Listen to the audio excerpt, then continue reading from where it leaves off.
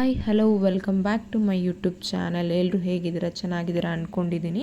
ಇವತ್ತಿನ ರೆಸಿಪಿ ಬಂದು ಮಟನ್ ಸಾಂಬಾರು ಹೇಗೆ ಮಾಡೋದು ಅಂತ ತೋರಿಸ್ತೀನಿ. ಬನ್ನಿ ಫ್ರೆಂಡ್ಸ್, ನೋಡ್ಕೊಬರೋಣ. ಈಗ ಗ್ಯಾಸ್ ಸ್ಟವ್ನ ಹಚ್ಕೋತಾ ಇದ್ದೀನಿ. ಈಗ ಕುಕ್ಕರ್ನ ಇಟ್ಕೋತಾ ಇದ್ದೀನಿ. ಈಗ 2 ಟೇಬಲ್ ಸ್ಪೂನಷ್ಟು ಎಣ್ಣೆನ ಆ್ಯಡ್ ಮಾಡ್ಕೊತಾ ಇದ್ದೀನಿ ಫ್ರೆಂಡ್ಸ್. ಓಕೆ, ಇವಾಗ ಆನಿಯನ್ನ ಆ್ಯಡ್ ಮಾಡಿಕೊಂಡು ಚೆನ್ನಾಗಿ ಅದು ಗೋಲ್ಡನ್ ಬ್ರೌನ್ ಆಗೋವರೆಗೂ ಅದನ್ನು ಫ್ರೈ ಮಾಡ್ಕೊಳ್ಬೇಕಾಗತ್ತೆ. ಈಗ ನೋಡಿ ಫ್ರೈ ಆಗಿದೆ. ಇವಾಗ ಮಟನ್ನ ಆ್ಯಡ್ ಮಾಡ್ಕೊಳ್ತಾ ಇದ್ದೀನಿ. ಇದಕ್ಕೆ ಸ್ವಲ್ಪ ಅರಿಶಿನದ ಪುಡಿ ಹಾಕ್ತಾ ಇದ್ದೀನಿ ಫ್ರೆಂಡ್ಸ್. ಅರಿಶಿನ ಹಾಕಿ ಸ್ವಲ್ಪ ಚೆನ್ನಾಗಿ ಮಿಕ್ಸ್ ಮಾಡ್ಕೊಳ್ಳಿ. ಅರಿಶಿನ ಎಲ್ಲ ಮಟನ್ಗೆ ಹಿಡಿಬೇಕಾಗುತ್ತೆ. ಚೆನ್ನಾಗಿ ಮಿಕ್ಸ್ ಮಾಡ್ಕೊಳ್ಳಿ. ಓಕೆ, ಉಪ್ಪು ಕೂಡ ಇವಾಗಲೇ ಆ್ಯಡ್ ಮಾಡ್ಕೊಳ್ಬೇಕು ಸ್ವಲ್ಪ. ಓಕೆ, ಇವಾಗ ಒಂದು ಚಿಕ್ಕ ಬಾಣಲಿಯನ್ನು ಇಟ್ಕೊಂಡಿದ್ದೀನಿ ನಾನು. ಅದಕ್ಕೆ ಎಣ್ಣೆನ ಆ್ಯಡ್ ಮಾಡ್ತಾ ಇದ್ದೀನಿ. ಓಕೆ, ನಂತರ ಇಲ್ಲಿ ನಿಮಗೇನು ಮಸಾಲ ತೋರಿಸ್ತಾ ಇದ್ದೀನಿ. ಮಸಾಲೆ ರುಬ್ಬೋದಕ್ಕೆ ಏನೇನು ಹಾಕ್ತಾ ಇದ್ದೀನಿ ನೋಡಿ, ಅದನ್ನು ಹಾಕಿ ಚೆನ್ನಾಗಿ ಎಣ್ಣೆಯಲ್ಲಿ ಫ್ರೈ ಮಾಡಬೇಕು. ಓಕೆ, ಫ್ರೈ ಮಾಡಿದ್ದಾದ ನಂತರ ನೋಡಿ ಫ್ರೆಂಡ್ಸ್, ಈ ರೀತಿಯಾಗಿ ಎಲ್ಲ ಪದಾರ್ಥಗಳನ್ನು ಹಾಕಿ ಫ್ರೈ ಮಾಡ್ಕೊಬೇಕು. ಕೊನೆಗೆ ಕೊತ್ತಂಬರಿಯನ್ನು ಸೇರಿಸ್ಕೊತಾ ಇದ್ದೀನಿ ನಾನು.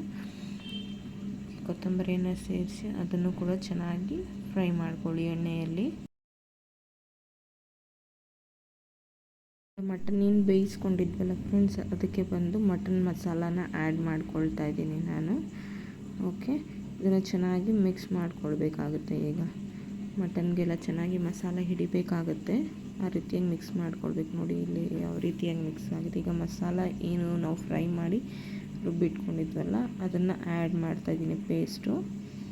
ಓಕೆ, ಸ್ವಲ್ಪ ನೀರು ಹಾಕಿ ಸೇರಿಸ್ಕೊಂಡು ಈ ರೀತಿಯಾಗಿ ಮಿಕ್ಸ್ ಮಾಡಿಕೊಂಡು ಹಾಕೋಬೇಕಾಗುತ್ತೆ. ನೋಡ್ಕೊಳ್ಳಿ, ನಿಮಗೆ ನೀರು ರೀತಿಯಲ್ಲಿ ಬೇಕಾದರೆ ಸ್ವಲ್ಪ ನೀರು ಜಾಸ್ತಿ ಹಾಕ್ಕೊಳ್ಳಿ. ಗಟ್ಟಿಯಾಗಿ ಬೇಕು ಅನ್ನೋರು ನೀರು ಸ್ವಲ್ಪ ಕಡಿಮೆ ಹಾಕ್ಕೊಂಡು ಮಾಡ್ಕೊಳ್ಳಿ ಫ್ರೆಂಡ್ಸ್. ಹಾಕಿದ್ದಾದಮೇಲೆ ಈ ರೀತಿಯಾಗಿ ಮಿಕ್ಸ್ ಮಾಡ್ಕೊಳ್ತಾ ಇದ್ದೀನಿ. ನಾನು ಇನ್ನೂ ಸ್ವಲ್ಪ ನೀರು ಆ್ಯಡ್ ಮಾಡಿಕೊಂಡು ಕುಕ್ಕರ್ ಮುಚ್ಚಳವನ್ನು ಮುಚ್ತಾ ಇದ್ದೀನಿ.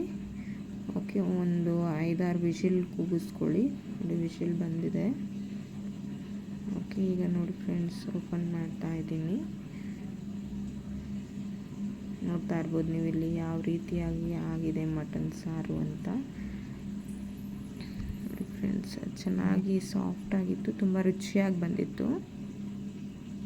ಹೌದ್ರಲ್ಲ ಫ್ರೆಂಡ್ಸ್, ನಾನು ಮಾಡಿರೋ ರೆಸಿಪಿ ನಿಮ್ಗೆ ಇಷ್ಟ ಆಗಿದೆ ಕಮೆಂಟ್ ಮಾಡಿ, ಶೇರ್ ಮಾಡಿ, ಸಬ್ಸ್ಕ್ರೈಬ್ ಮಾಡ್ಕೊಂಡು ನೋಡಿ ಫ್ರೆಂಡ್ಸ್. Okay, thank you.